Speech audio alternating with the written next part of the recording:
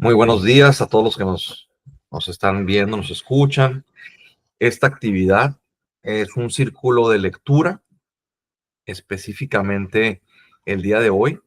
Es un círculo de lectura encaminado a escuchar cuáles son las opiniones de los alumnos, porque es alumnado incorporado a ciertas actividades de divulgación de la ciencia. Entonces, en este particular, lo que estamos haciendo es cada uno de los alumnos que están aquí presentes compartirán sus reflexiones sobre algún artículo académico, algún artículo científico que ha sido publicado, la gran mayoría en el número 1 de la revista Cimalex y unos cuantos más, creo que son como 4 artículos más de revista Cimalex también, pero del número 2. Entonces, se va a otorgar un par de minutos, un poquito más, específicamente 3 minutos. No pasa nada si se extienden un poquito más los alumnos para que expongan lo que encontraron ellos. Recuerden que un artículo científico, pues en teoría debe incluir una introducción, un apartado donde desarrolla los resultados de la investigación y unas conclusiones. Entonces, los alumnos que están aquí presentes estarán compartiendo qué fue lo que les llamó la atención, qué creen que fue las preguntas principales que se planteó el investigador, el autor de ese artículo, y a su vez, pues las potenciales respuestas, ¿no? Y también si quieren hacer un comentario adicional al respecto, emitir su opinión, si les pareció complicado el artículo de entender o si les llamó la atención, también están en la libertad de hacerlo, siempre y cuando no excedamos o no abusemos de esos 3 minutos de tiempo.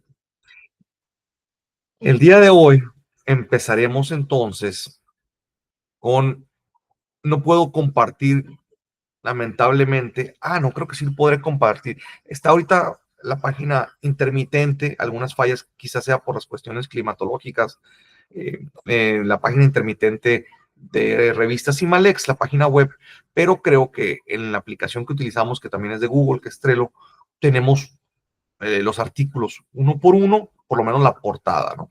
Para estarla proyectando aquí. Entonces, voy a compartir pantalla. Toda la pantalla. Compartir. Y vámonos primero, creo que empezamos con los auxiliares docentes de Derecho Fiscal.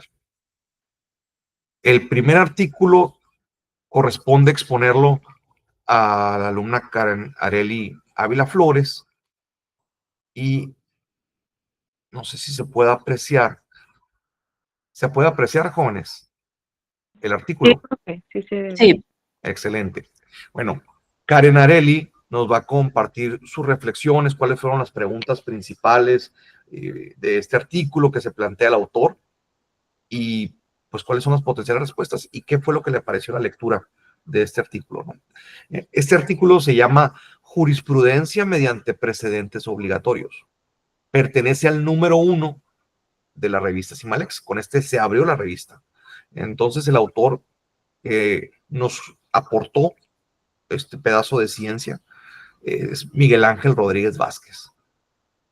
Si se percatan, algunas palabras clave son precedente obligatorio, jurisprudencia, Suprema Corte de Justicia de la Nación. Pasamos los micrófonos entonces a Karen Areli. Adelante, Karen Areli, por favor. Hola, buenos días. Por favor, enciendan su cámara cuando hacen Ok. su voz, después lo pueden apagar, no hay ningún inconveniente. Ok. Buenos días. Yo hice un resumen sobre el tema que me tocó de jurisprudencia mediante precedentes obligatorios. Pues básicamente, al principio habla sobre que en México, cómo es que ha influido Estados Unidos en temas de justicia constitucional, especialmente en figuras como el habeas corpus, el control difuso de constitucionalidad y la idea de que los jueces puedan desaplicar leyes contrarias a la Constitución. Después analiza cómo ha evolucionado en México el sistema de jurisprudencias, que antes se necesitaba 5 sentencias iguales para que un criterio fuera obligatorio. lo cual hacía muy lento el proceso y retrasaba la protección de los derechos humanos. Con el tiempo, pues, se consideró obsoleta y con la reforma constitucional de marzo de 2021, cambió la forma de hacerlo, que ahora la Suprema Corte puede crear jurisprudencias por procedente obligatorio con una sola sentencia, siempre que se alcance la mayoría calificada, que son 8 votos en el pleno o 4 en las salas.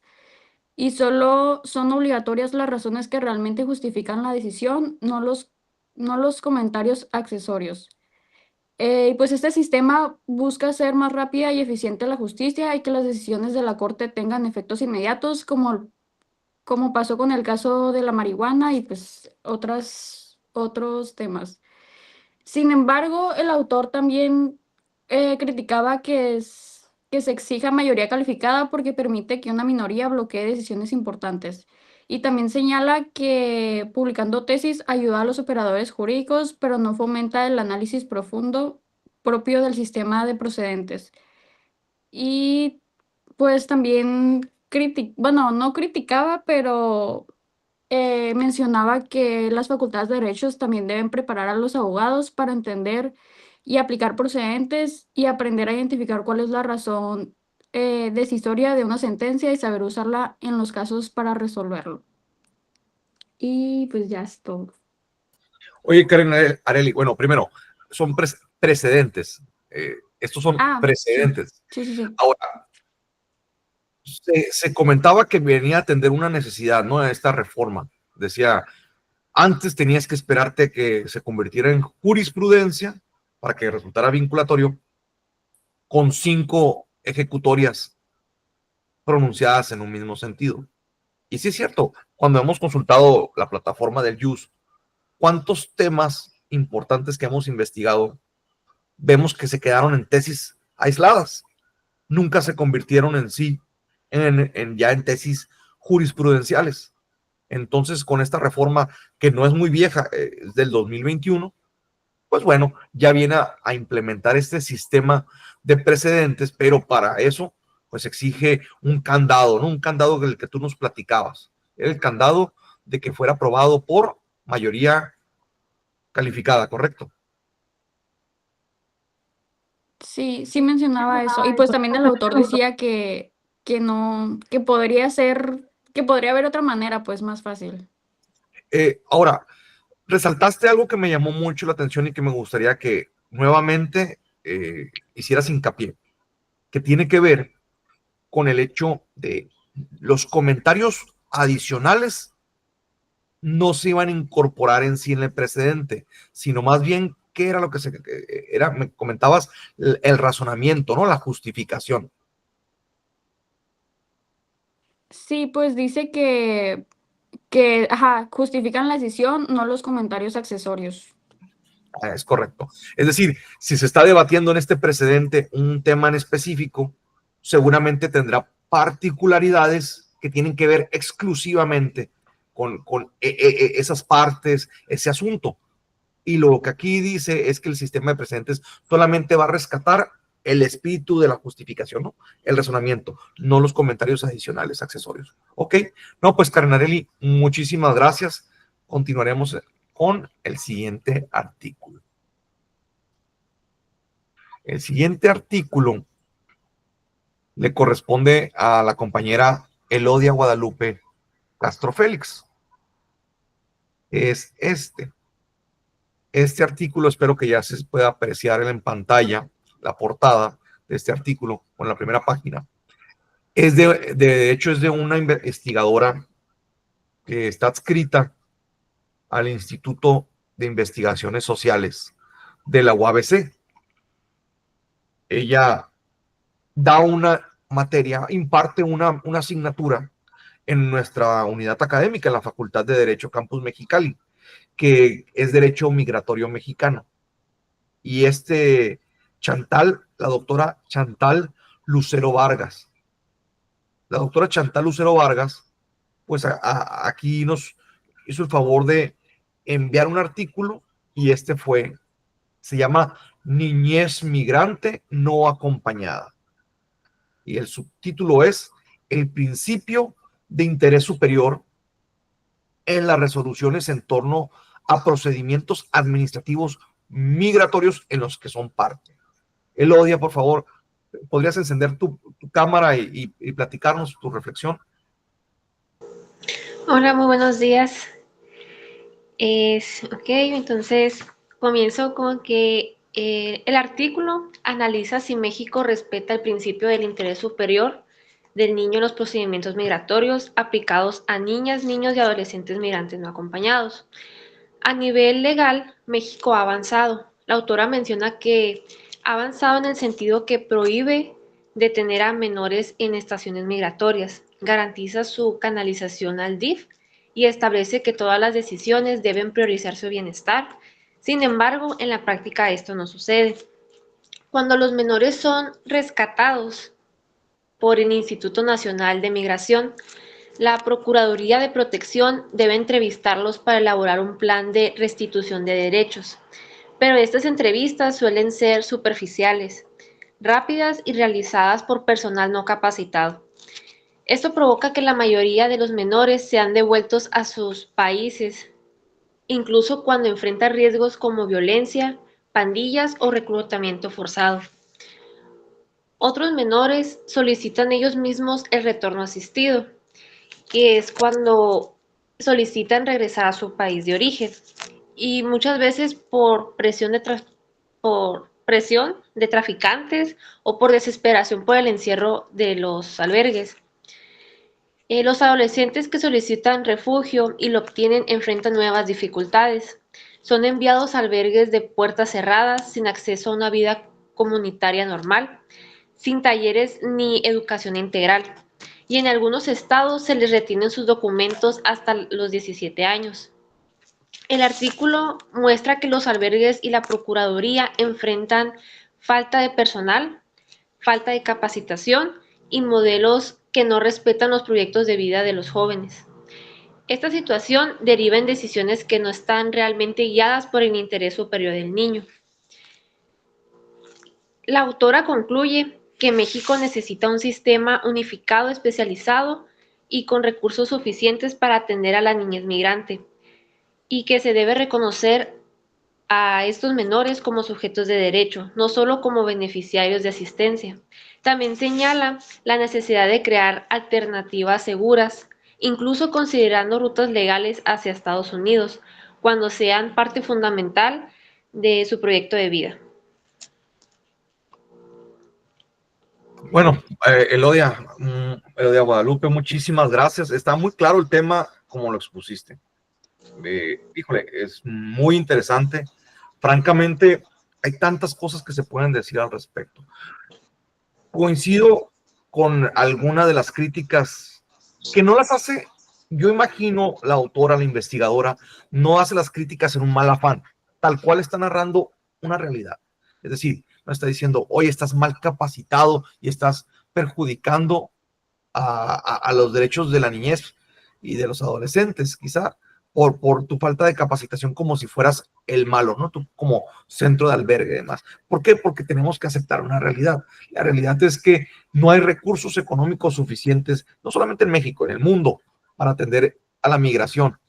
Entonces, incluso las personas que tienen los cargos directivos más altos en estos albergues para migrantes, a veces reciben una remuneración muy mal pagada. Entonces lo hacen más por vocación que por otra cuestión.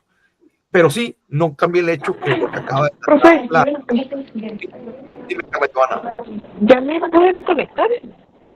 Carla Giovanna, Sí, mande. para verlo. Ah, pues creo que era la tercera, Carla pero es que Giovanna. no leí bien. Bueno, Ok, revisa tu turno. Ahorita con gusto. Creo que las últimas. Entonces, ya para cerrar esta idea, la investigación realizada por la autora en este artículo está muy claro, ¿no? Hay necesidades, hay escasez, se pueden violentar los derechos humanos de los niños, incluso se ven presionados por la violencia que hay en el país en el que se encuentran, y está la necesidad latente. No más, no es un afán de hacer apología, sencillamente entender que estas necesidades la falta de capacitación del personal o los procedimientos administrativos que se ejecutan, que se implementan, no siempre son con un mal afán. Sencillamente fue, como comentó Elodia Guadalupe, falta recurso, falta capacitación. Y lamentablemente en lo que se da eso, se violentan derechos humanos, ¿no? Se pone en riesgo el principio del interés superior de la niñez. Elodia Guadalupe, muchísimas gracias. Vamos a pasar al siguiente artículo. El siguiente artículo corresponde a la alumna Karen Alejandra Corrales Vázquez.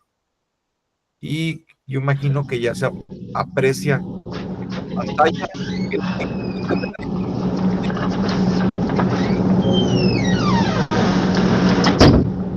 Bueno,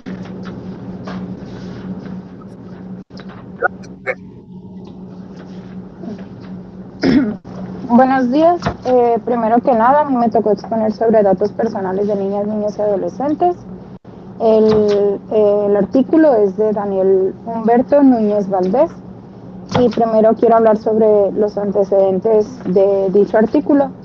Este artículo se hizo en base a la protección de datos personales y nació como una respuesta hacia la invasión de una vida privada. Esto fue en base al derecho a ser dejado solo mencionado en el artículo, y esto quiere decir que es la decisión sobre asuntos personales y sin la necesidad de ser molestados. Esto tiene que abarcar tanto a la familia, domicilio y dicha correspondencia pues personal. También este fue reconocido como un derecho fundamental, el cual permitió el no tener afecciones hacia la dignidad de las personas. Por otra parte, el artículo hablaba, y eso me llamó mucho la atención, sobre un sector privado, y me hizo como que hincapié porque a qué se refería como sector privado, y quería referirse a empresas y organizaciones, por ejemplo, las aplicaciones como Amazon o el sector de Apple, que deben de ser, pues, ¿cómo se le puede llamar? Pues deben de ser como con consentimiento del titular si se quieren utilizar, y esto debe de tener mucha como seguridad en respecto a los menores de edad. También hace una comparación sobre dos constituciones, que es la Constitución de Colombia y la Constitución mexicana. Me llamó la atención que en la Constitución de Colombia habla sobre las personas, el derecho a la intimidad personal familiar, y en la Constitución mexicana hace énfasis en... ¿cuál era? A que todas las personas tienen derecho a la protección de datos personales, ya que lo mencionan de dos maneras muy distintas. Y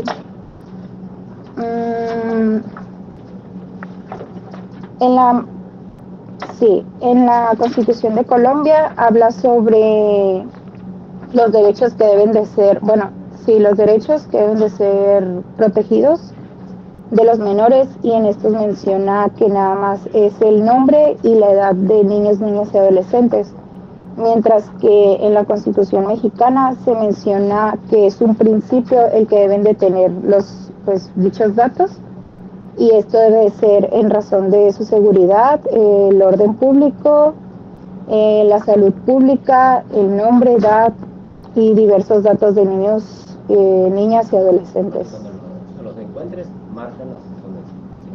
Muy, muy interesante lo que nos compartes. Yo quisiera comentar al respecto. Para empezar, entendemos que en el contexto del artículo científico, el autor, el investigador, está realizando un análisis de derecho comparado, empezando por ahí, ¿verdad? Entre Colombia y México. ¿Por qué? Porque seguramente encontró ciertas virtudes en el marco jurídico colombiano que a lo mejor sería valioso rescatar para el caso mexicano. Ahora, hablando del caso mexicano en particular, Ahorita que comentaba Karen Alejandra que se sorprendió por la cuestión de la obligación de la protección de datos personales por parte del sector privado, ¿no? de los particulares. Y esto es muy importante porque mencionó las aplicaciones, ¿no? Las aplicaciones que le prestas una tablet a un niño o un iPhone o a la computadora y naturalmente que recaban estas aplicaciones, las empresas desarrolladoras de estas aplicaciones o dueñas titulares, recaban datos sensibles o a lo mejor no sensibles, pero por lo menos datos personales de estos niños, niñas y adolescentes. Es sumamente importante. Yo les quiero comentar, para ponerlos en un contexto mayor en cuanto a la protección de datos personales, las empresas privadas, los particulares, llámese un banco como Santander, que tiene información de ustedes como estudiantes, llámese Telcel, por poner un ejemplo de celulares, todos estos que tienen información, más lo que ustedes proporcionan datos personales en Facebook, cada vez que quieren utilizar un aplicativo, bueno, pues ahí hay un compliance. Así como las empresas privadas deben preocuparse por un compliance de cumplimiento, pues, en materia fiscal, presentar tus declaraciones, pagar tus contribuciones, etcétera, etcétera. Y hay un compliance laboral, donde tienes que cumplir con todas las normas en materia de derecho del trabajo. También hay un compliance que si tú administras o tienes en tu posesión, mejor dicho, datos personales de terceros, como por ejemplo un banco, un Telcel o cualquier empresa, incluso las aplicaciones, tienes que asegurarte que no se fuguen, no haya fuga de estos datos personales. Y este artículo nos habla en particular preocupación cuando esos datos personales de terceros pertenecen, los titulares son niñas, niños y adolescentes. Muy interesante. Karen Alejandra, entiendo que tienes una situación, te agradezco tu participación, que tengas bonita mañana. Gracias, gracias. Vamos a ver qué más. Creo que, de hecho, me gustaría hacer un pequeño ejemplo. Como a muchos nos ha pasado con Telcel, ya ves que dicen que vendieron los números y ahora estamos recibiendo llamadas internacionales, más que nada de Estados Unidos. Ese es un claro ejemplo de, o sea, pues de un tema de los datos personales y el cuidado. Tienes toda la razón. No sé, Telcel tiene su defensa, que probablemente ellos sí cuidaron los mecanismos de seguridad para que no se filtrara esta información de datos personales de sus usuarios, sus clientes. Pero pues también ha habido muchas denuncias y rumores al respecto, ¿no? De que efectivamente, pues cómo nos está llegando tanta publicidad, se acusa que los bancos, se acusa que las compañías de telefonía es un excelente ejemplo. Muchísimas gracias. Vamos a ver entonces quién sigue ahora. El turno es de Damari Lisset López Aranda. Vamos a ver el artículo que le corresponde a ella. Espero que ya se esté apreciando en pantalla. Se titula El derecho fundamental a la protección de la infancia y la adolescencia y la lucha contra la ciberdelincuencia durante el COVID-19 en Brasil. La autora es Isabela Moreira Domingos, ¿ok? Damos el uso de la voz entonces a nuestra alumna Damari. Buenos días. Yo hice una pregunta principal y dos secundarias respecto a este artículo. La pregunta principal puse por qué es importante la protección a la infancia y adolescencia conforme a la ciberdelincuencia durante la pandemia de COVID-19. Y la respuesta es que los problemas van más allá de las barreras, de los déficits de aprendizaje e infraestructura en la educación básica, y comienza a afectar la cuestión emocional de los estudiantes. Esto aumentó el peligro de contacto con las personas malintencionadas, intercambio de fotos y videos, el ciberacoso y hackeos de dispositivos electrónicos. Como pregunta secundaria derivada de la pregunta principal, puse que busca proteger el ordenamiento jurídico brasileño para los niños y adolescentes. Mencionaba que deben ser tratados con prioridad por todos y que existe un deber colectivo de protección que implica no solo al Estado, sino también a los padres, tutores, familia y sobre todo a la escuela en general. Y el derecho a la prioridad en la agenda pública para la formulación y ejecución de políticas públicas sociales, especialmente para lograr el acceso a una educación de calidad y a la protección de datos personales. Como pregunta secundaria también puse ¿qué impacto tuvo la pandemia en la educación de niños y adolescentes? Y la pandemia expuso más a los niños y adolescentes a las redes.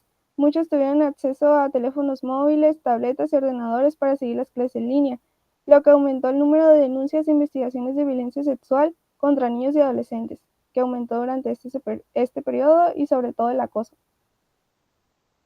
Oye, Damari, digo, qué interesante lo que acabas de resaltar, ¿no? Digo, pareciera que estos artículos están vinculados, ¿no? Los científicos vienen en contexto con lo que acabamos de platicar de datos personales y vienen en contexto con lo anterior también de los migrantes.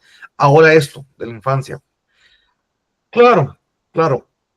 En el tema de que tengan acceso a dispositivos electrónicos los niños, las niñas y los adolescentes fue antes de COVID. Eso ya lo sabíamos, ¿no? Le prestaba la tableta. Pero parece que en COVID fue la oportunidad perfecta para la ciberdelincuencia. Le estás dando un cheque en blanco, ¿no? Puerta abierta, porque ahora tenían que estar ellos, como estaban en confinamiento en sus casas, estaban resguardados en casa, la educación era vía plataformas electrónicas donde se podía. Y pues ahora, ¿cómo monitoreas? Platicaste de ciertas instituciones. Toda sociedad tiene instituciones, ¿no? Alguna puede ser la iglesia, alguna escuela, digo, también las instituciones educativas, y la otra institución pilar en las sociedades, la familia. Y comentabas, oye, es que esta situación tiene que ser corresponsabilidad de todos, ¿no? La escuela y también la familia, de monitorear que no caigan víctimas de la ciberdelincuencia. Es más, creo que después de COVID se vinieron todos estos fenómenos de los challenges, ¿no? Los retos virales que se hacen entre jóvenes, que los papás ni enterados y son parte de una red donde piden que se suiciden, etcétera, etcétera. Digo, un entramado mucho más peligroso en la ciberdelincuencia. Entonces, en Brasil, nomás, Damari, para aterrizar, en Brasil, la autora nos dice que falta marco normativo o si hay marco normativo. Dice que sí hay marco normativo que busca la seguridad jurídica de los niños, pero que esto comenzó después de pandemia. Ya reactivo, pues el marco normativo. Ajá, sí, porque aumentó el acoso y las denuncias de violencia sexual. Sí, en vez de haber sido preventivo, ¿no? Digo, también era un fenómeno difícil de haber pronosticado en su momento. Ok, muchísimas gracias, Damari. Muy interesante lo que comentas.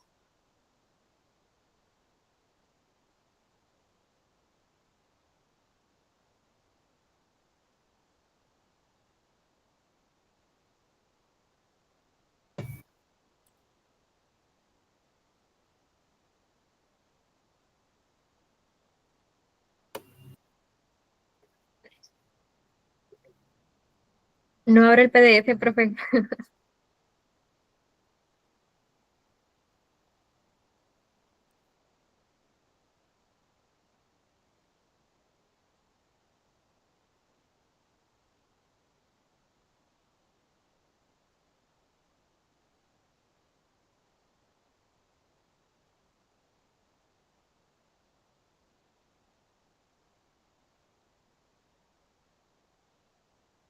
Caro, ¿tú ya lo habías podido descargar?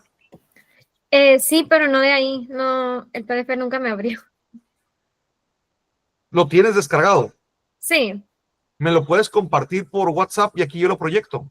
Por favor, ahí en el grupo de WhatsApp si quieres, que tenemos. Sí, ahí voy. Y ya yo lo descargo y lo proyecto.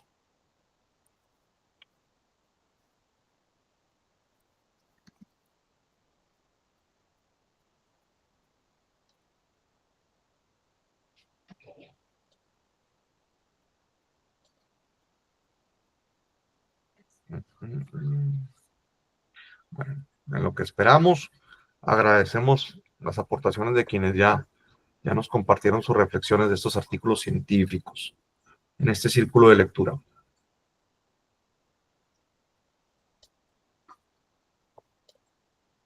A ver, ¿qué me compartiste?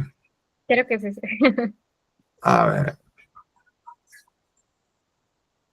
Bueno, entonces, download flip. No, ¿cómo que download flip? ¿Qué es esto? A ver, ¿qué? ¿No? Es que A a ver, mí la busqué aparte y no me salió. Sí estoy viendo el PDF, pero bueno, entonces voy a para acá a compartir. Ahí está. A ver, se alcanzará a apreciar. ¿Sí lo pueden ver? Sí. Sí. Bueno, Sí. este artículo es de Sandra Elena Venegas Nevares y se titula La gestación subrogada, el derecho no reconocido para los baja californianos, consideraciones en su legislación. De hecho, ahorita en maestría, uno de los alumnos, uno de los maestrantes de la maestría en ciencias jurídicas aquí en la Facultad de Derecho, Mexicali, trae este tema de que en Tabasco sí está, en Sinaloa sí está, pero el tema es que reconoce a la gestación subrogada con discriminación hacia personas que un matrimonio entre personas del mismo sexo. Correcto. O sea, dice que la gestación subrogada se dará para un matrimonio entre hombre y mujer. Entonces, esa es la arista que trae en su investigación, que no creo que sea el caso. Aquí el caso particular de ese artículo nos lo va a platicar Carolina. Y yo creo que es el hecho de que aquí en Baja California existe omisión legislativa. No, no contamos con esa regulación. ¿Correcto? Sí. Bueno, Bueno. cedemos de la voz a Caro. Adelante, Caro. Buenos días, ya les voy a platicar de la gestación subrogada, que es el derecho no reconocido para los bajacalifornianos. Pues para empezar, la gestación subrogada es cuando existe una sustitución en el periodo del embarazo. Aquí existen los conceptos de la mujer gestante y los padres de intención. Los padres de intención serían los que llegarán a ser los futuros padres del niño. Entonces, se habla mucho de que aquí no está legislado y no hay mucho marco legal sobre la gestación subrogada. Se llega a mencionar en el artículo que es hasta un derecho de las personas, porque pues gracias a avances científicos se ha logrado pues que una pareja o una persona que no puede tener hijos llegue a poder tener su propio hijo mediante este procedimiento. Pero pues hay hasta un bloqueo por la legislación porque no se da ese derecho a las personas aquí en Baja California. Aunque también el artículo menciona que no va en contra de las leyes de Baja California. Entonces, fácilmente podría ser implementado, ya que no lleva a la contraria, pero sí habría mucho que explorar para que fuera regulado. También se dice, pues ha habido muchos debates sobre este tema, ya que hay mucha, pues no discriminación, pero se dice que la mujer gestante llega a estar en una vulnerabilidad, que hasta se llega a decir que es como renta de vientres o explotación de vientres. Entonces, también se dice que la mujer gestante tiene que estar o sea, se tiene que considerar como una persona autónoma que puede hacer sus propias decisiones y que no tiene que sufrir ni de violencia ni de coerción y tiene que estar en un ambiente pues de paz y saludable para llevar la gestación. Y obviamente hay muchas reglas, casi con los padres, que no se pueden dar simplemente los padres de intención. Con la mujer gestante tiene que haber una relación ética, obviamente que se menciona que termina cuando nace el bebé y que no se puede dar simplemente un pago de una cantidad líquida, sino que deberá ser por todo el proceso del embarazo, ya que puede tener varias situaciones que no puedan contemplarse desde un principio, que pueda dificultarse o pueda necesitar más consultas médicas o pues, situaciones así que no puedan contemplarse. Y así. Oye, Caro, estoy anonadado porque yo no he profundizado mucho en este tema. No es una de mis líneas de investigación como profesor de tiempo completo, como investigador. Y la verdad es que es cierto. Todo lo que acabas de decir coincido con la autora, lo que resaltaste. A ver, se puede conceptualizar, si quieres concebirlo, que es la gestación subrogada, es un derecho, el derecho humano a la familia, a tú crear tu propia familia, y por ende ahí está el derecho de este matrimonio, por ejemplo, o no matrimonio, pero de alguien más, el padre de intención, como lo llaman, yo tengo derecho a crear mi familia, pero también está el derecho enfrente de la madre gestante, ¿no? De la mujer gestante, y si no está el principio general de derecho, que si no está prohibido, está permitido, lo que comentabas, porque no va en contra de la Constitución baja californiana, ni el Código Civil, pero está realizando algo que no está regulado. Y dices tú, bueno, pues entonces, ¿para qué nos preocupamos de que exista una omisión legislativa que no regule este pacto, ¿no? De la gestación subrogada? Pero luego comentas todas estas variantes, estas variables que se pueden dar durante estos meses. ¿Qué dices? Bueno, ¿qué tal si se está aprovechando económicamente de la madre gestante? ¿Qué tal si hay violencia, opresión, manipulación? ¿Qué tal si, a lo mejor, imagínate una mujer migrante, ¿no? Que no quiere que sea denunciada, no tiene empleo, pues alguien se podría aprovechar de esa situación para presionarla. Y luego, como dices, pactamos, vamos a suponer que pactamos 200,000 pesos, una cantidad líquida. Dices, sí, pero yo tuve complicaciones en el embarazo que me resultaron 500,000 o 700,000 pesos, y que diga el padre de intención, ese no es mi problema, pactamos nomás 200,000, si tuviste complicaciones o una atención de salud, ese ya no es mi problema, aquí el pacto fue nomás de 200,000. Todas esas complicaciones y variables que a veces no contemplamos, dices tú, a lo mejor sí falta regular, legislar al respecto. Muy interesante, Caro. Muchas gracias. Gracias. A ver, vamos a dejar de compartir y vamos a compartir otra vez toda la pantalla, a ver si ya funciona. Ya funcionó para el siguiente artículo. ¿Dónde están? Aquí ya no se pudo esto. El siguiente artículo corresponde a Sebastián Sánchez Aguiar. Esperemos que ahora sí se pueda cargar el artículo. Sí. El artículo se titula Los derechos políticos en la elección de ayuntamientos del estado de Chihuahua. Los autores son dos autores, y los autores son Erasto López López y Jorge Antonio Breceda Pérez. Sebastián, adelante, sí. Tienes la voz, te escuchamos.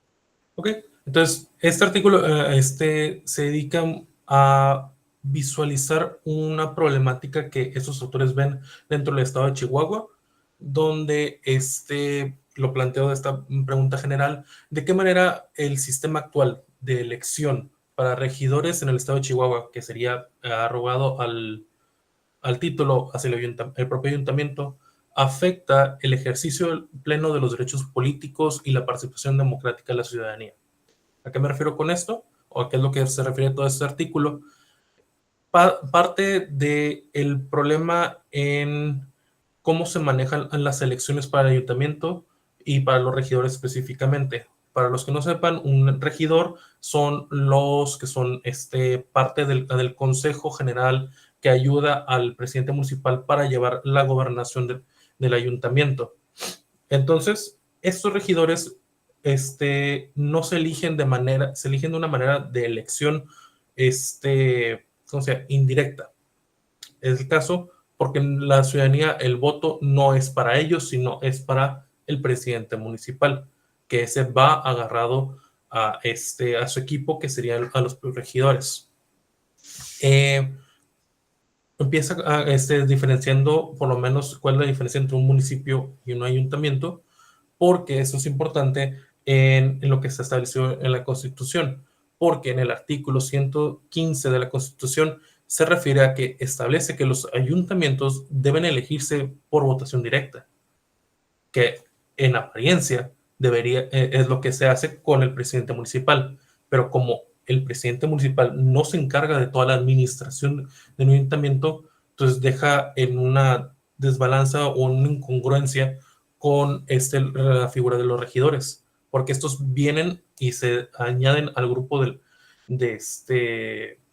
presidente municipal a través de elecciones hechas por los propios partidos políticos, a los cuales no están accedidos la ciudadanía para ejercer su voto.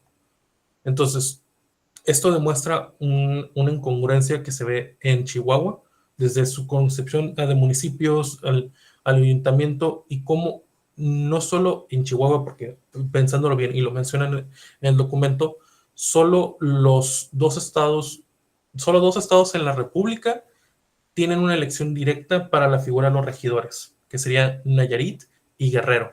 Todos los demás estados, igual que Chihuahua, los regidores no se eligen. Entonces, esta falta de, ahora sí, esta incongruencia de poder ejercer nuestro voto, nuestro derecho humano o político de elegir quién va a ser nuestra representación, se ve delimitado por esta incongruencia, porque no estamos eligiendo como tal a todos nuestros representantes que van a estar en el ayuntamiento. Más o menos así va. El argumento sí se involucra un poco más en la historia de la constitución del Estado, de cómo es la figura de los ayuntamientos, y también cómo nosotros como ciudadanos, nuestro derecho político de votar, ser elegidos o elegir quiénes van a ser nuestros representantes, tiene que ser por votación directa, porque en todos los estratos que se ha habido desde la propia concepción de la democracia, se va dando cuenta que cada vez más el espíritu democrático tiene que ser por votación directa. No se puede dejar análoga a una votación por participación o por votación indirecta hacia un solo grupo, o que un solo grupo decida esa representación.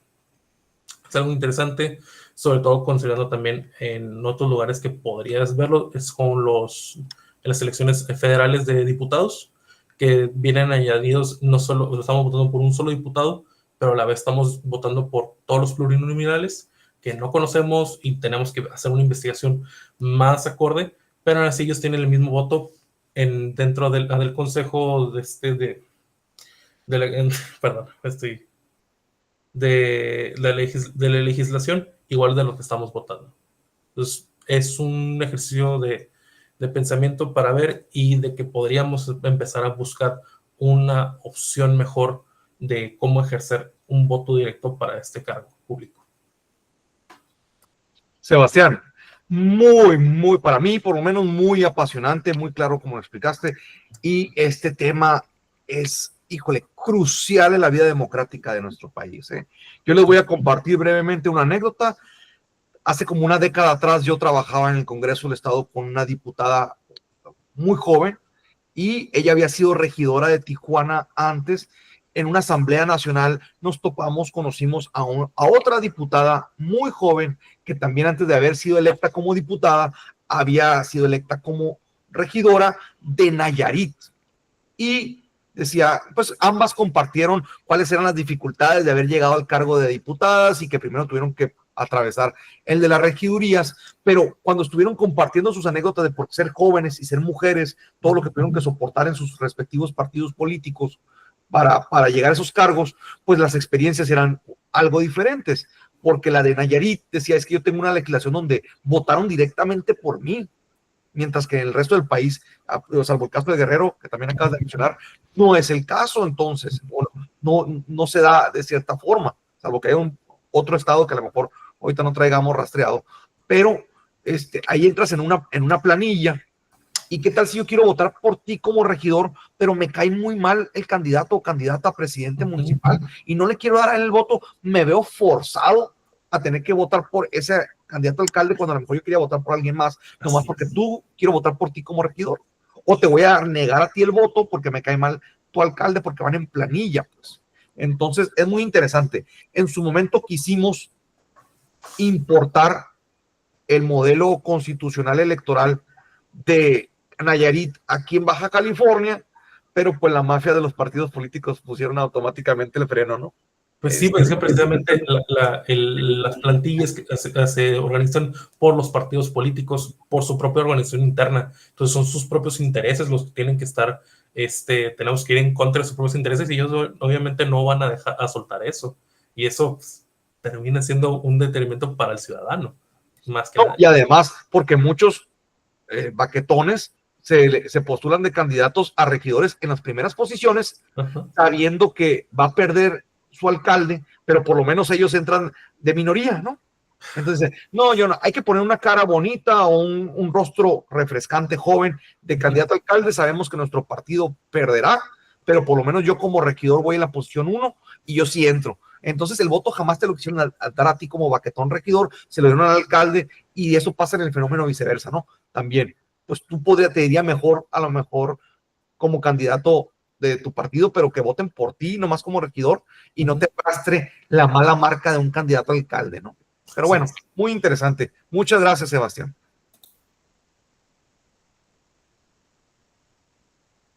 Entonces pasamos, aquí ya acabamos con los auxiliares docentes de la ayudantía de Derecho Fiscal, pasamos a los de Derecho Administrativo. Y el primer turno es para Luisa Fernanda Barrera Cortés, que aparte de ser mi auxiliar docente, también tiene la mala fortuna de ser mi alumna, pobrecita. No, no mala fortuna. Ahí está, Luisa. Buenos días, maestro. A mí me tocó el Sistema Nacional de Coordinación Fiscal en el Derecho Comparado. Y más que nada, al inicio del artículo, el autor trata de explicar que en México hubo un problema desde la Constitución, porque al no quedar bien definido qué impuestos debía de cobrar tanto la Federación como los estados y los municipios. Para solucionar esta problemática, se creó el Sistema Nacional de Coordinación Fiscal, lo cual expone el autor que su idea principal fue la siguiente, que al crear este sistema, los estados aceptaron a no cobrar ciertos impuestos importantes como el IVA, que es el impuesto al valor agregado, o el ISR, que es el impuesto sobre la renta. Y a cambio, la federación se encargaba de recaudar todo y luego les reparte una parte de dinero. Esto se hace por medio de las participaciones y aportaciones. Para que esto funcione, cada estado firma un convenio en la federación, que el autor también como que se centralizaba mucho en explicar de qué trataba el convenio, porque es una forma diferente a la de otros países donde se distribuye esto mismo de los impuestos y donde básicamente acuerdan no crear impuestos que interfieran con los que ya son federales. No sé si me da a entender. Y a cambio reciben estos mismos recursos. También en el artículo se compara a México con Estados Unidos y Canadá, porque tienen similitudes, pero igual yo creo que sigue siendo un poquito más avanzado tanto Estados Unidos como Canadá en el aspecto de eso, porque también explican que aunque los estados y el gobierno federal comparten impuestos, la solución que ellos toman es un poco más simple, ya que permite que paguen los impuestos estatales, se puedan descontar de los impuestos federales. Aquí se puede apreciar claramente que toma en sí una figura como me acuerdo mucho porque también la vemos mucho en clase, que es la deducción de impuestos que se pagan unos con otros. Y con esto evitaron la doble tributación sin crear un sistema más complicado como tal vez México. Esto hace que los impuestos tengan más libertad fiscal que en México, obviamente. Al final del artículo, el autor señala que el modelo mexicano es uno de los más centralizados porque la mayor parte de los impuestos importantes se manejan desde la federación y los estados dependen mucho de que ésta se les entregue. Luisa Fernanda, qué bueno que te tocó este tema ahorita que ya estás llevando la materia, cursando la materia de Derecho Fiscal en un semestre pasado, ¿no? Que tú no la llevabas. Digo, hemos platicado en clase de Derecho Fiscal sobre la doble tributación, ¿no? La doble tributación o doble imposición a nivel internacional y este caso que es la doméstica, la interna. Y precisamente como lo expusiste respecto a lo que menciona el autor, ¿no? El investigador. Bueno, aquí nos dice, la génesis de este problema fue porque en la Constitución se dejó abiertas algunas facultades o competencias concurrentes entre la federación y los estados. Es decir, si recordarán, yo les he dicho, incluso en la clase de Derecho Administrativo, hay una fórmula del federalismo hacendario que empieza con en el artículo 134 de la Constitución mexicana, que dice que todo aquello que no esté expresamente otorgado por esa Constitución a los funcionarios federales se entiende que está reservado a los estados. Y con eso, ya del 134 constitucional, regresas al 73 de la Constitución, que dice cuáles son las facultades del Congreso, y te dice son facultades del Congreso de la Unión expedir leyes de impuestos especiales, por ejemplo, en hidrocarburos, en aguamiel, en explotación forestal, etcétera, etcétera. Pero deja abierto todo un campo, si bien ese artículo y esas fracciones te dice qué es lo que va a legislar el Congreso de la Unión como funcionario federal, y por ende será competencia federal y no estatal, o sea, facultad exclusiva de la federación, pero te deja abierto la competencia residual para las entidades federativas, entendiendo que los diputados, los congresos locales, las legislaturas locales, sí pueden crear impuestos que no estén mencionados en ese 73. La cuestión es esta, bueno, el 73 y también hay prohibiciones en el 117 y en el 118 constitucional, ¿no?, para los estados. Pero, pues en esa apertura está permitido que las legislaturas locales establezcan impuestos o contribuciones y la federación también. Y ahí es donde se da el fenómeno de la doble tributación, porque andan estableciendo impuestos parecidos sobre el pobre contribuyente que tiene que pagar a los dos, y es cuando surge el Sistema Nacional de Coordinación Fiscal con la Ley Nacional de Coordinación Fiscal. Digo, es complejo, pero pues como dice, ¿no? Es un entramado. Y me gustó que hiciera un comparativo con Estados Unidos y Canadá, que son nuestros socios comerciales. No deja de ser un tema muy centralizado, como lo mencionaste tú, a diferencia de Estados Unidos, que a lo mejor los estados se quedan con más dinero. Aquí no, aquí le pidieron a las legislaturas locales y a los gobiernos locales, hey, suspenden o derogan sus impuestos o los suspenden para adherirse a nosotros, al sistema nacional. Nomás se van a cobrar los impuestos federales de nosotros, que se parezcan a los suyos. Ustedes sacrifican de no cobrar los suyos, pero pues ahí va una fórmula de que tiene que ver la población, la pobreza, etcétera, etcétera, y yo te mando dinero, ¿no?, las participaciones federales. Y luego ya empieza la polémica, por ejemplo, de un gobernador en Nuevo León que dice, pues nos vamos a desadherir porque se están quedando con nuestro dinero, se lo llevan para allá y lo mandan a otros estados, nosotros ya no lo vemos de regreso. Hubo una broma también hace unos años, a lo mejor ustedes no se acuerdan, de la República de Baja California, que también querían independizarse pensando que le iría mejor a Baja California solo que estando en la federación con temas fiscales, ¿no? Bueno, muchas gracias, Luisa Fernanda. Nuevamente mandamos un saludo a tus puerquitos de peluche que están ahí arriba. Qué bueno que siguen bien. Y damos el uso de la voz a nuestro siguiente colaborador, que es Amy Jocelyn, también tu compañera de Derecho Fiscal. Ella tendrá, y Amy va a exponer el artículo Maltrato y violencia hacia el adulto mayor. Ya vimos bastante de jóvenes, niños y adolescentes, ahora adulto mayor. Aspectos legales y factores de riesgo psicosocial. Este artículo es por autores de casa, es del doctor Sergio Gilberto Capito Mata, la doctora Elsa de Jesús Hernández Fuentes y María del Rosario Molina González. Te escuchamos, Amy.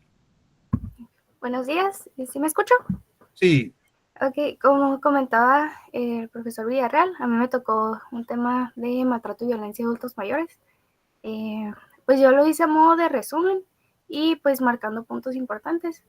Entonces, pues inicialmente el artículo nos plantea el creciente problema que es el maltrato a adultos mayores. Nos habla de México, pero hace foco en Baja California. Nos explica también que la aceleración en el envejecimiento de la población pues nos hace pues más vulnerabilidad, también hace más propenso que este problema se siga dando. También nos menciona factores pues muy importantes para que se dé esta situación, que es la vulnerabilidad física, emocional y económica que pues tiende a presentar este sector de la población.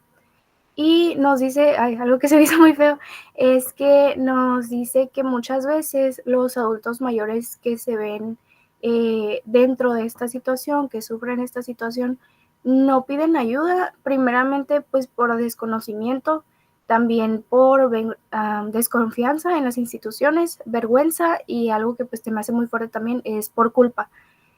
Pues más adelante vamos a ver por qué. Se nos menciona que en la parte jurídica, México y Baja California tienen una extensa legislación,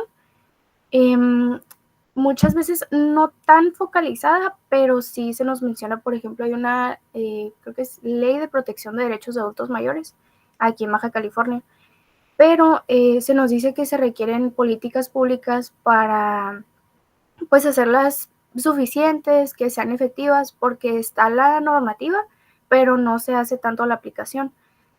También nos dice que se requieren mayores protocolos de atención y de protección, así como de actuación. También fortalecer las instituciones de cuidado de adultos mayores que estén pues en estado de abandono. También nos describe factores de riesgo que hacen más propenso que pues este sector esté dentro de esta situación de violencia, de abandono. Pues nos dice primeramente pues su importancia. Pues es que el incremento de la población mayor, pues en Baja California, pues nos genera también nuevas necesidades. Primeramente, pues en el sector de salud, pues conocemos que pues conforme la edad va avanzando, el cuerpo se va deteriorando, entonces se necesitan mayores medicamentos, cuidados, atención. Entonces nos dice que es muy importante mejorar el sistema de salud, especialmente para este sector. También la seguridad social, cuidados de las personas y pues establecer viviendas que sean dignas. También la estructura de ingresos, así como nos menciona la precarización laboral, o sea, pues estas personas como ya no están en una edad laboral en la que puedan hacer trabajos pesados o que requieran mayor rendimiento, pues también los sueldos suelen ser más bajos. También la norma se nos menciona que la Constitución prohíbe la discriminación por edad. Tenemos leyes federales como la Ley de los Derechos de las Personas Adultas Mayores, la Ley de Asistencia Social, la Ley del Seguro Social, la Norma Oficial Mexicana 46, y pues hay otras, como les comentaba, aquí en Baja California está una norma sobre derechos de adultos mayores. Pues también nos menciona que México es parte de tratados internacionales, pero como les comentaba, toda esta normativa no sirve de nada si no se ejerce su aplicación. Se nos menciona también que los factores de riesgo psicosocial, esto se me hizo como pues ya más delicado, pues nos dice que pues la inseguridad económica puede derivar pues que los adultos mayores pues muchas veces pues se sabe que hay muchos que pues de jóvenes por condiciones económicas no pudieron tener una educación completa, lo que lleva a que no tuvieron un trabajo pues muy estable o que les dé una pensión digna o de plano no tienen pensión. Entonces nos dice que muchas veces los adultos que tienen pensión son pensiones insuficientes, entonces pues no recaen en dependencia económica hacia familiares. También se nos comenta que las mujeres son, aparte, pues un subgrupo, por así decirlo, que es todavía más vulnerable a pues padecer estas condiciones. También se nos menciona que algo que pues puede causar este abandono es la ruptura de vínculos familiares, puede ser por discusiones, porque pues sabemos también que pues hay pues adultos mayores que pues, o bueno, muchas personas se desprenden de sus padres porque dicen como que no fue un buen padre, entonces pues ya, quién sabe quién lo cuide. También nos dice que el consumo de alcohol y de sustancias pues genera mayor riesgo de esto, ya sea de los cuidadores del adulto mayor o del adulto mayor en sí, porque pues muchas veces pues es más fácil como pues darse por vencido que pues tratar este problema en el adulto mayor. También se nos mencionan trastornos depresivos.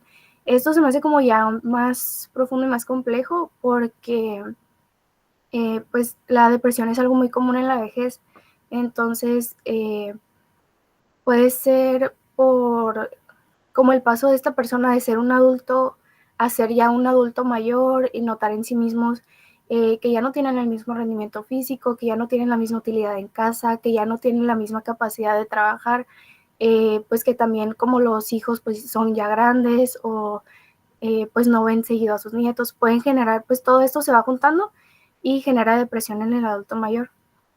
También las enfermedades crónicas aumentan la dependencia de estas personas. Entonces, es muy complicado, o sea, puedes tener todo el cariño del mundo hacia un adulto mayor, pero es muy, muy difícil pues llevarlo a sus citas del médico, si tienes trabajo, estarlo cuidando todo el tiempo, si tienes tus actividades, pues también en familias grandes que dicen como tantos hijos y nadie lo cuida, pero pues también sus hijos tienen sus hijos o tienen sus actividades pues ya cada uno, entonces es muy, muy difícil. Entonces, como conclusiones, se puede ver que a pesar del avance normativo, pues la legislación no es tan, no se compensa con la ejecución, entonces es muy importante aplicar la ley. También encontré que en Baja California el Código Penal establece penas más graves para quienes ejerzan violencia a adultos mayores de 60 años. También que el Estado no cuenta con los suficientes mecanismos de protección e integración a este grupo vulnerable. También que se requiere una respuesta de sectores coordinados en justicia, salud y asistencia social y familiar y pues en las comunidades.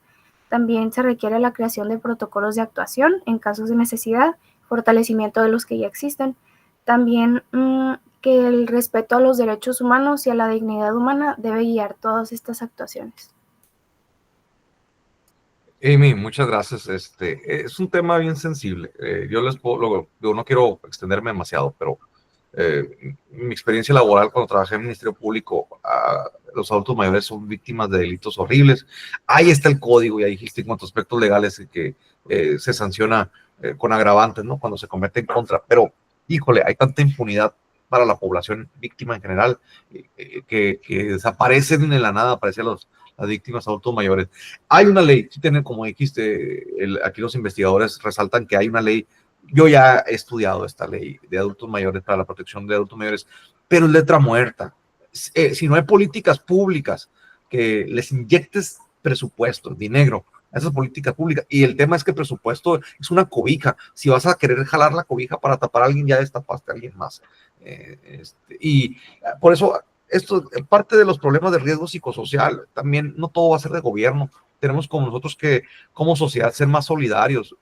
A mí me da sentimiento, a veces, por ejemplo, en Calimax, ¿no? Por mencionar un mercado, yo soy de los que siempre pago con tarjeta de crédito y prefiero usar las máquinas automatizadas donde no hay ni cajero y pago con tarjeta y todo, pero pues a veces opto por hacer fila para darle algo de propina a los adultos mayores ahí contratados que guardan tus mercancías en la bolsa de plástico o en la bolsa que ya compramos uno de reciclaje.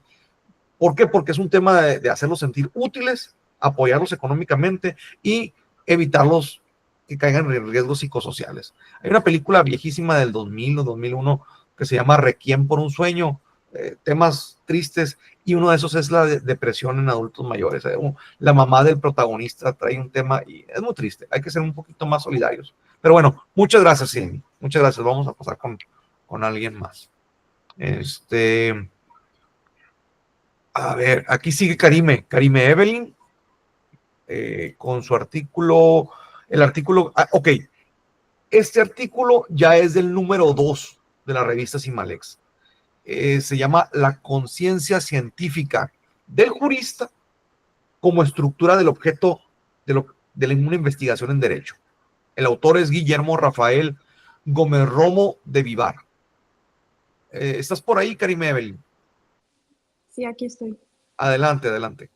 Bueno, voy a comenzar con las preguntas que realicé porque para mayor claridad y comprimiendo todo el texto que era pues muy extenso.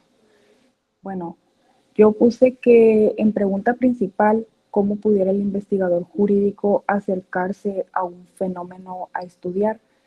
Como respuesta, teniendo conciencia de desde un enfoque multidisciplinario, ubicado y tomando en cuenta la realidad social del que surge, que es prácticamente de lo que se trata el texto.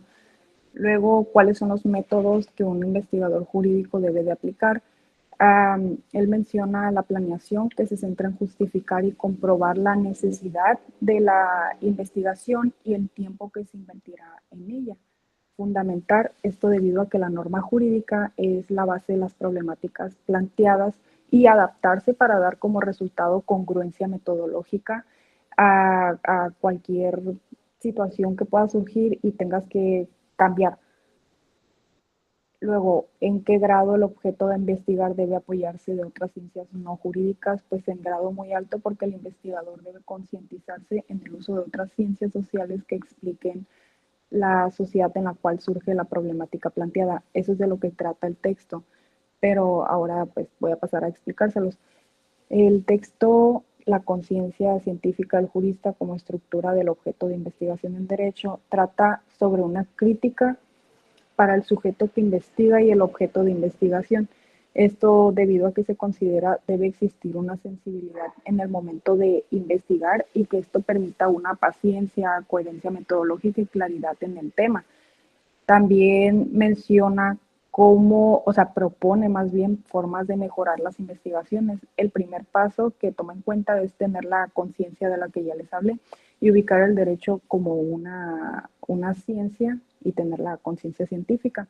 El segundo paso es que se deben de incluir estudios estadísticos y de la población a estudiar. El tercer paso es que deben contener estudios de caso, ya específicamente a personas que ya han vivido la situación de investigar.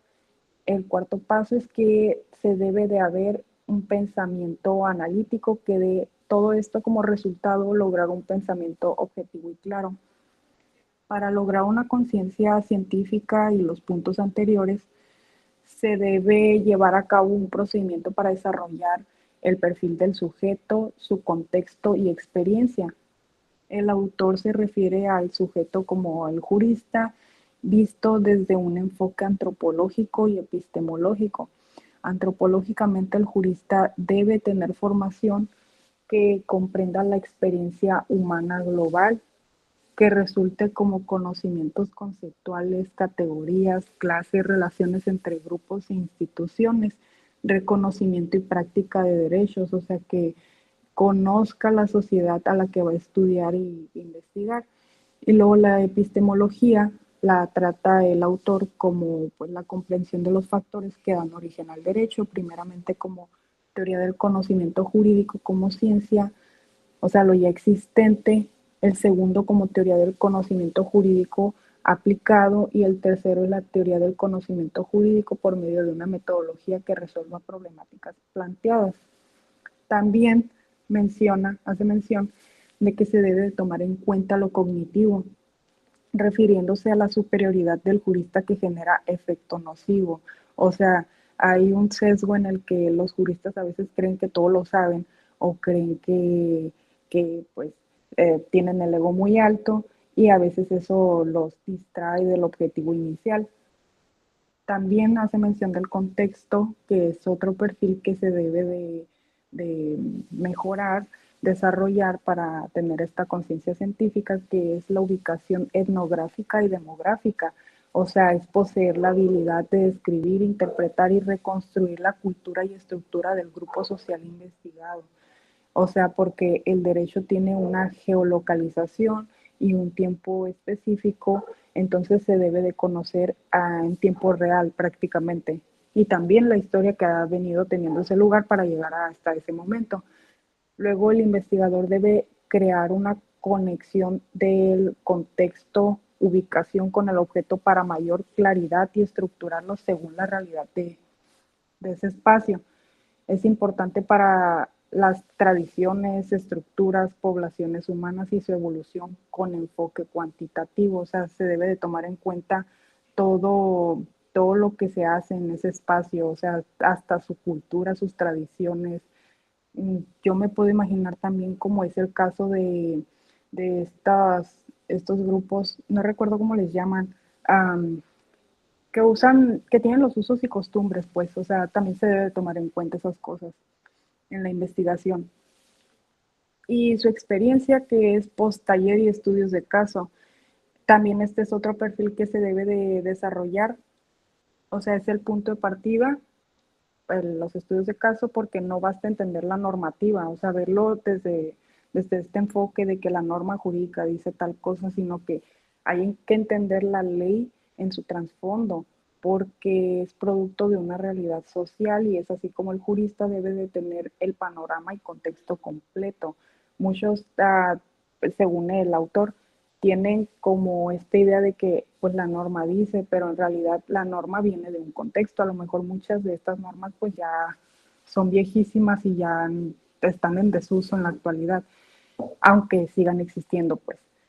Y las experiencias de la práctica consolidan la realidad a necesidades y problemas y resulta como diversos puntos de vista, pues se generan muchos puntos de vista de distintos juristas y eso también lo menciona. Es así como el investigador deberá conocer e identificar la situación política, social, económica, legal, psicológica, antropológica, filosófica de la sociedad investigada, la cual dará mejores hipótesis porque no basta nada más verlo desde el punto normativo.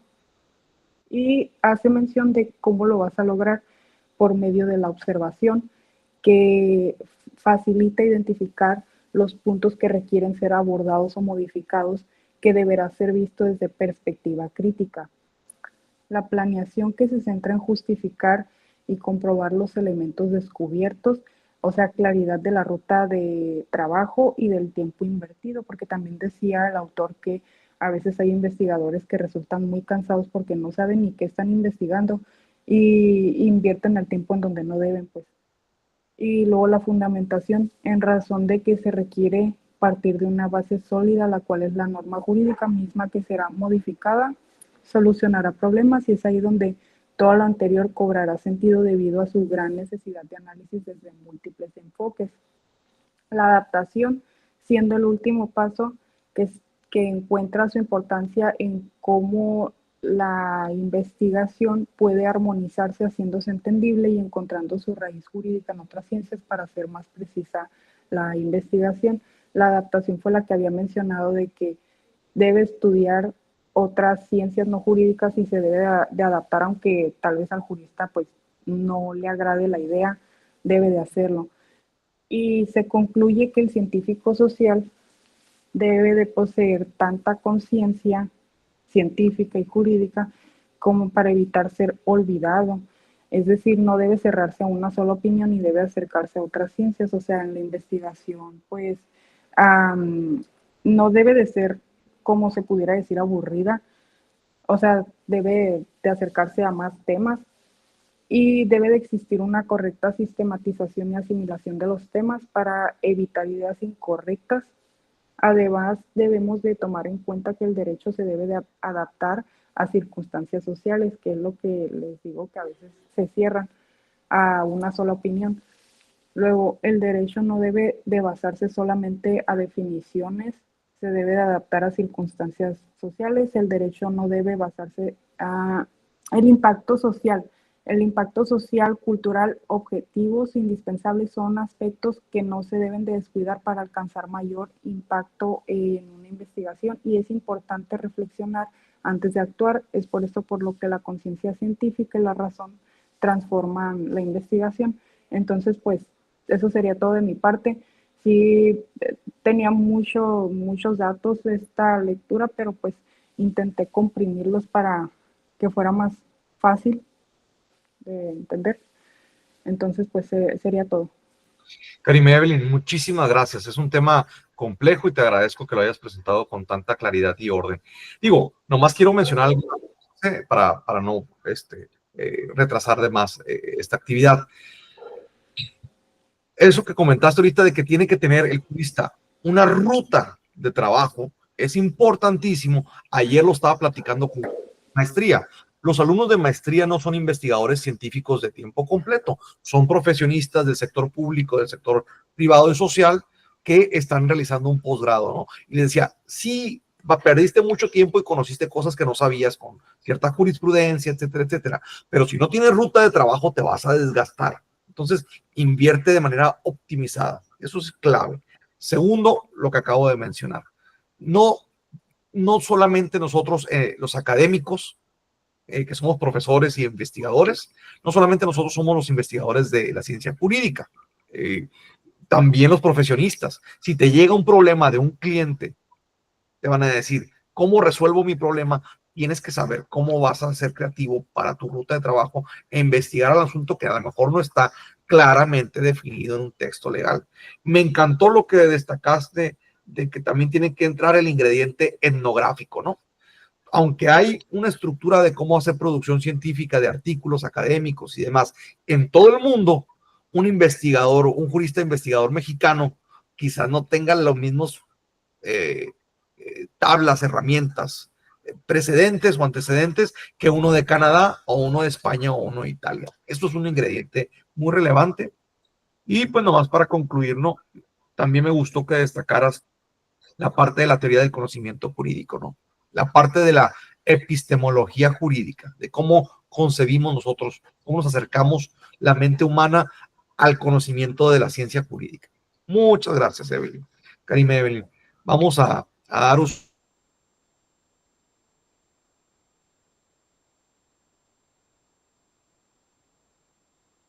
Mía Samantha.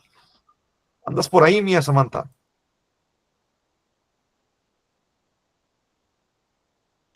Sí, profe.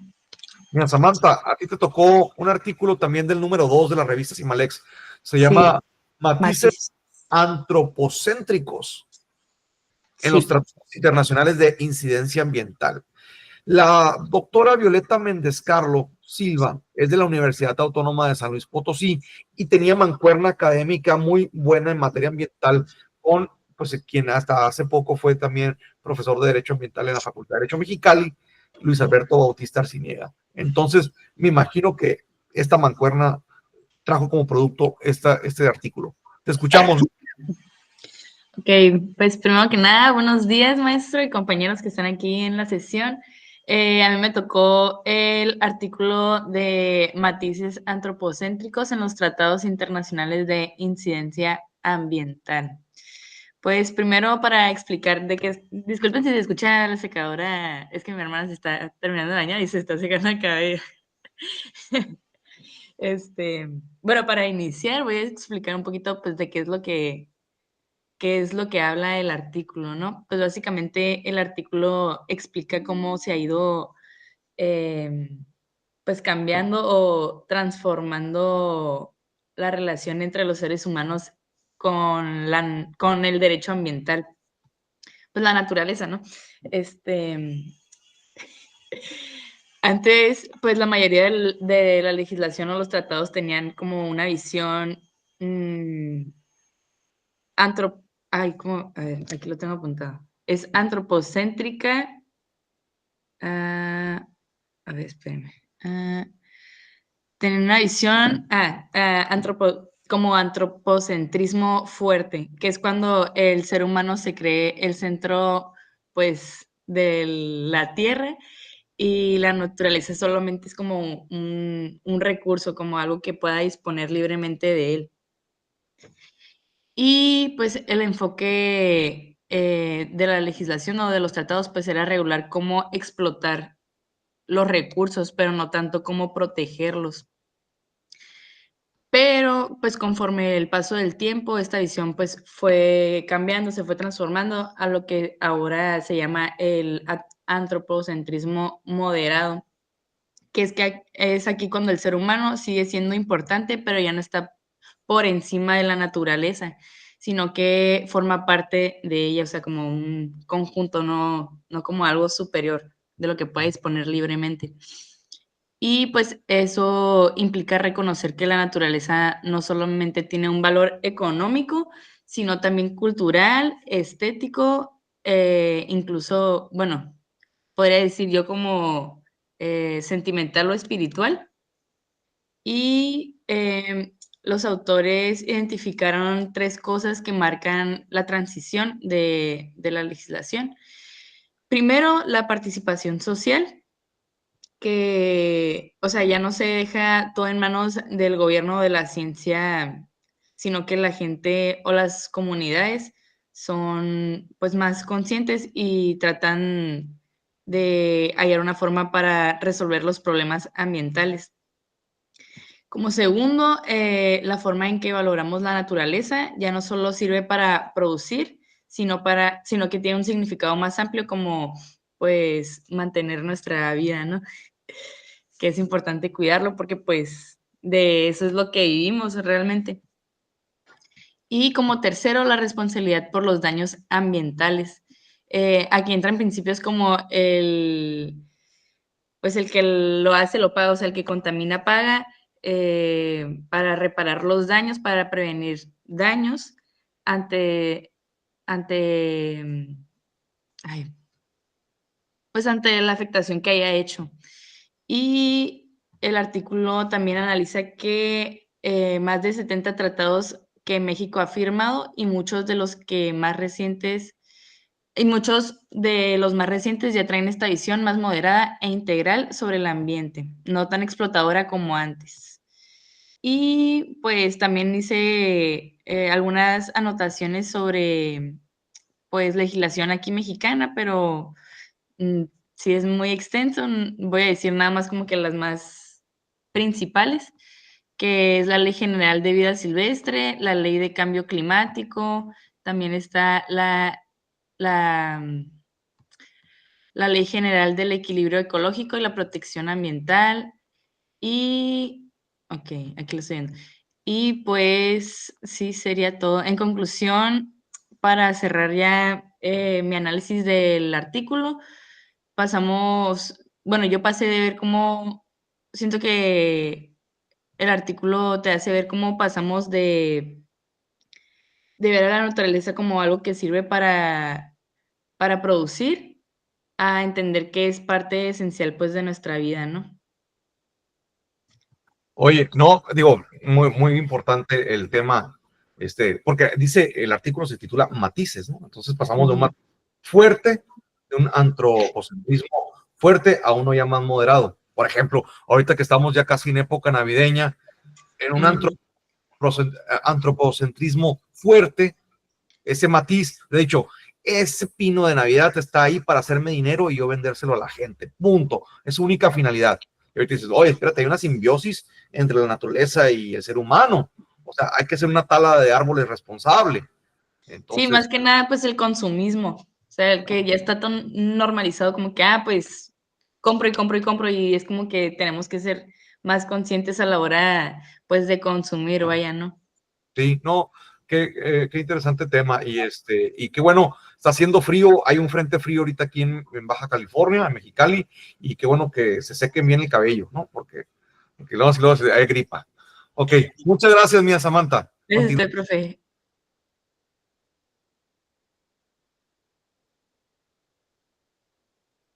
Traemos al siguiente y es Carla Giovanna. Carla Giovanna, ¿andas por ahí, Carla Giovanna? Sí, aquí ando, profe.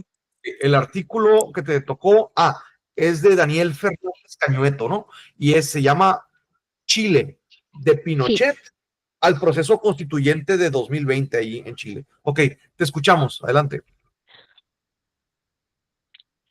Ando en tránsito, pero aquí me estoy presentando. Muy bien, el resumen se trata, bueno, más bien el artículo, yo canalicé que es como Chile pasó de una constitución creada durante la dictadura de Pinochet, que es lo que menciona en el libro, al intentar construir como un marco nuevo constitucional mediante un proceso constituyente iniciado en el 2000. Bueno, ahí vi que era en el 2020.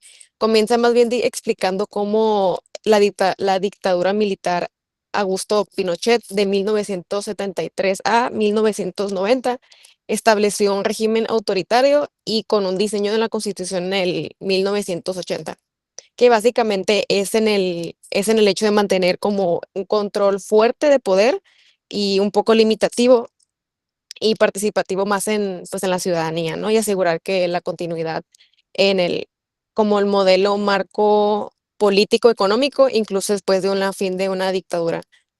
Y también que a pesar de que fue reformada como varias veces, seguía siendo criticada por su origen, como que no quedaba, siempre había como un pero, por decirlo así, porque contenía como cerrojos, mencionaba en una parte de esa frase, como cerrojos institucionales que son altos como para reformarse, senadores, designados fuerte poder de presencia y también destaca el que en el año 2019 el país vivió un estallido social debido a la desigualdad, falta de confianza en las instituciones y una percepción general. Y esto llevó a un acuerdo político e histórico que se hizo la realización del plebiscito nacional para dictar si se redactaba una constitución. Y ya el artículo concluye que el proceso constituyente representa un cambio político profundo, aunque también está lleno de desafíos que siempre están inconclusos, pero está en un proceso para el cual es para llegar a como un marco político profundo, aunque también está lleno de como de tensiones y riesgos. Eso es lo que también destaca mucho como el libro, bueno, más bien el artículo, porque implica defender el pacto social chileno entre sus bases. Oye, Carla Ivana, muy interesante, digo, son temas de derecho constitucional, me queda claro, pero Sí, de hecho sí. o sea, fue a través de plebiscito, o sea, no nomás es derecho constitucional, es participación ciudadana, ¿no? Porque el plebiscito Sí, también. es una participación. Nomás me parece curioso, aquí en el resumen dice que en octubre del año de 2019 miles de personas llenaron las calles. O sea, yo recuerdo que en noviembre de 2019 fue cuando en China empezó el tema del COVID, ¿no? Y ya para Sí. marzo de 2020 ya era declarada pandemia aquí en México, imagino que en otras partes del mundo. ¿Cómo continuó este proceso? No menciona nada de la pandemia ahí. ¿Cómo se dio esto en plena pandemia? De una pandemia, no, como tal, no. Solamente que fue difícil después y que hubo muchas complicaciones. Ok, no, era mi duda nomás. Carla Ivana, muchísimas gracias. Te dejamos en tus pendientes entonces laborales. Continuamos con ya los últimos participantes. Muchas gracias. Gracias.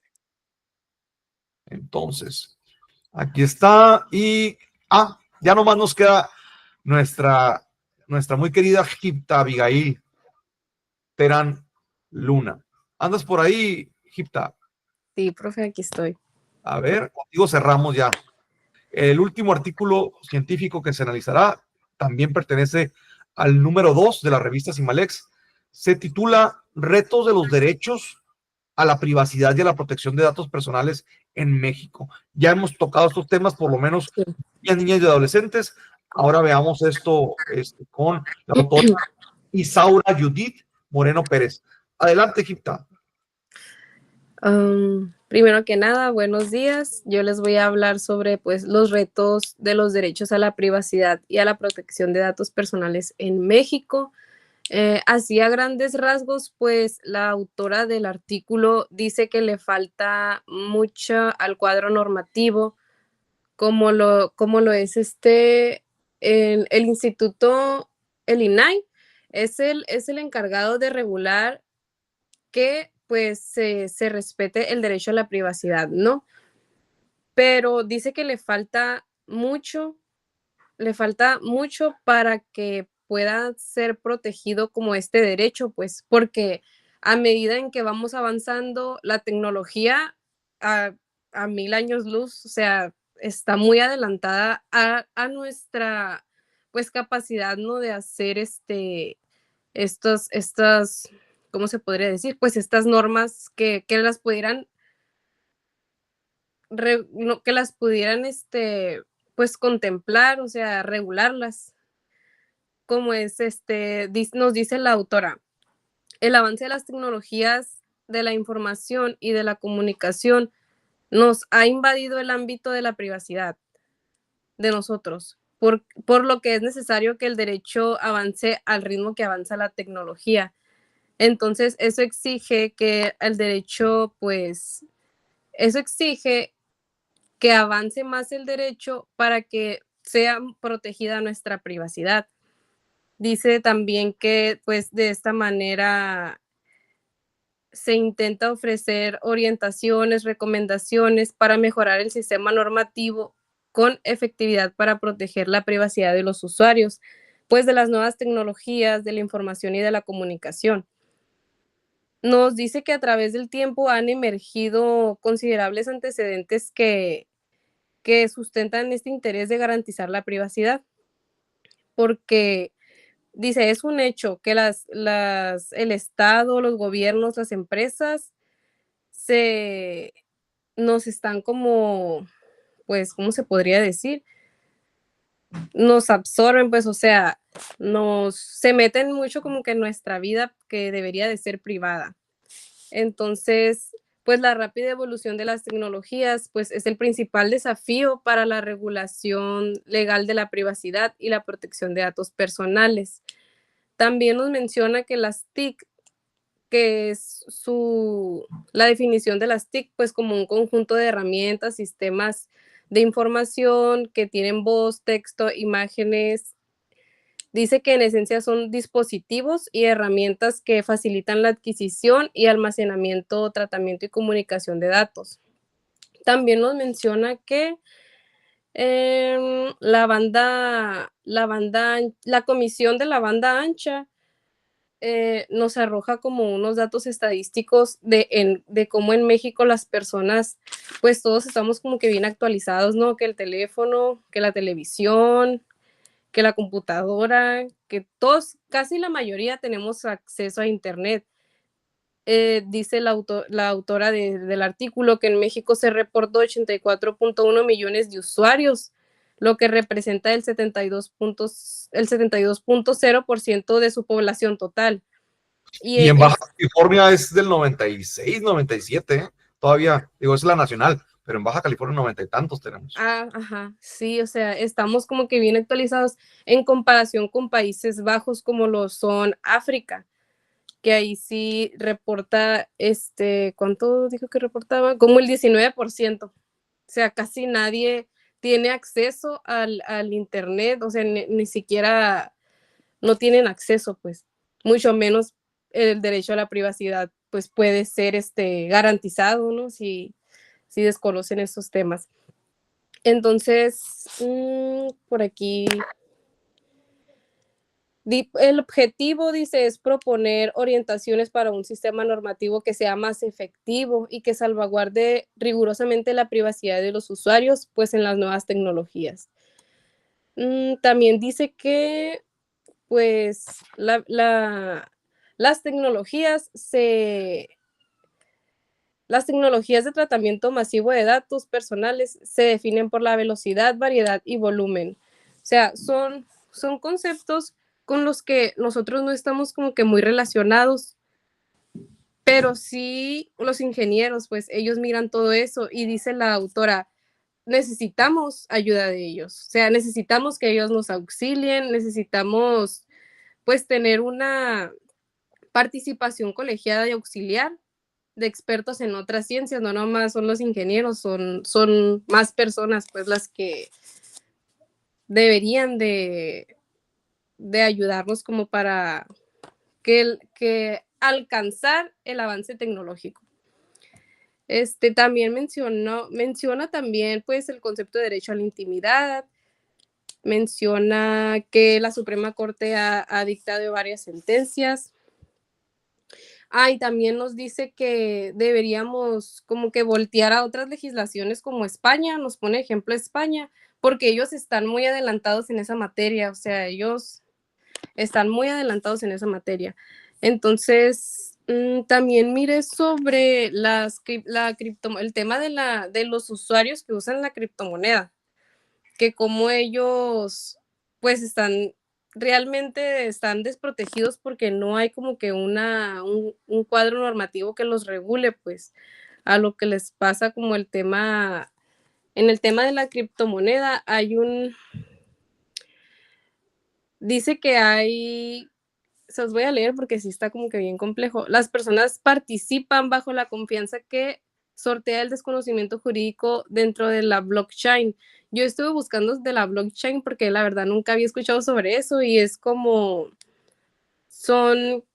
todo es información. Son como unas cadenas enormes de datos, ¿no? Sí, entonces dice que pues si un hacker o algo intenta como que hackear información, o sea, si hackea como que un bloque, por así decirlo, de lo que va en cadenita, pues ese bloque se va a caer y va a quedar como de que no va a seguir en el bloque, pues lo va a tumbar y a dónde se va esa información, o sea, se la queda el hacker, ¿no? Yo creo, no sé, la verdad desconozco mucho el tema de la criptomoneda, pero para finalizar también nos menciona sobre el derecho al olvido. Dice que México no reconoce el derecho al olvido, pero sí garantiza los derechos ARCO. ARCO, ¿qué significa? Cada letra de la palabra ARCO significa algo. Por ejemplo, la A significa el acceso, que es conocer si los datos pues están siendo tratados, si hay rectificación, que es si modifican datos inexactos o falsos. Cancelación, que quiere decir que eliminan datos inadecuados o excesivos. Y la oposición, que se oponen al uso de datos para una finalidad en específica. Que creo que se reformó, o sea, eso no lo contemplaba el artículo 16 constitucional, me parece que es. Ya debido a estas reformas que se han realizado, pues garantizan la autodeterminación informativa y la protección de los derechos en el ámbito tecnológico. Sí, digo, ya para cerrar este evento, efectivamente, cuando hablamos de datos personales, hablamos de los derechos ARCO también, y tal como lo señalabas, ¿no? Estas siglas, a cada una significa algo. Por ejemplo, Hipta Abigail dice, quiero saber qué tratamiento le está dando la UABC, la universidad, a mis datos personales, ¿no? El acceso. Luego, quiero rectificar. Resulta que Hipta lleva H intermedia y ahí no aparece H intermedia. O quiero cancelar, ¿no? No quiero que estén mis datos personales de mi edad en la UABC publicados, o me opongo, ¿no? Me opongo a que estén publicados. Entonces, esos son los derechos ARCO en un ejemplo muy básico para ustedes como estudiantes y para cualquier otra persona. Ahora, debemos recordar que este artículo forma parte del número 2 de la revista Simalex, que abarca el periodo de julio a diciembre de 2022. Es decir, fue antes de la reforma constitucional, donde ya se extingue al organismo constitucional autónomo llamado Instituto Nacional de Acceso a la Información Pública y Protección de Datos Personales, el INAI, y ahora en México ya no existe el INAI, y esas funciones de transparencia y de protección de datos personales ahora las asume la Secretaría de Anticorrupción y Buen Gobierno, que forma parte del Poder Ejecutivo de la República. Y a mí me surgen muchas dudas, porque pues ahorita hablabas de fortalecer un marco normativo que garantice la protección de datos personales, y pues antes existía un órgano constitucional autónomo que tenía esa tarea, y ahora el Poder Ejecutivo lo va a hacer. Mi pregunta es, esta secretaría, que antes era la Secretaría de la Función Pública, ¿va a tener la estructura orgánica, el presupuesto económico para atender estas nuevas funciones que antes tenían el INAI, de proteger datos personales, además de los de transparencia de información pública, ahora proteger datos personales? Y otra cuestión, hay un artículo de la doctora brasileña Vivian Lima López Valle, que habla de que en gobierno los datos personales de los gobernados, pues así como las empresas tienen activos, pues son activos institucionales, el saber qué impuestos paga Hipta Abigail, cuál es su CURP, dónde vive, las placas del carro de su papá, etcétera, etcétera. Y ahora pues va a ser juez y parte, porque pues, en fin, hay una serie de directrices que tendríamos que atender. Hipta Abigail, muchas gracias por la exposición. A todos los auxiliares docentes de Derecho Administrativo, Derecho Fiscal, muchísimas gracias. Y pues con eso nos despedimos. Que tengan excelente mañana. Hasta luego. Bye, profe. Gracias, Nos vemos. profe. Buen día. Buen día a todos.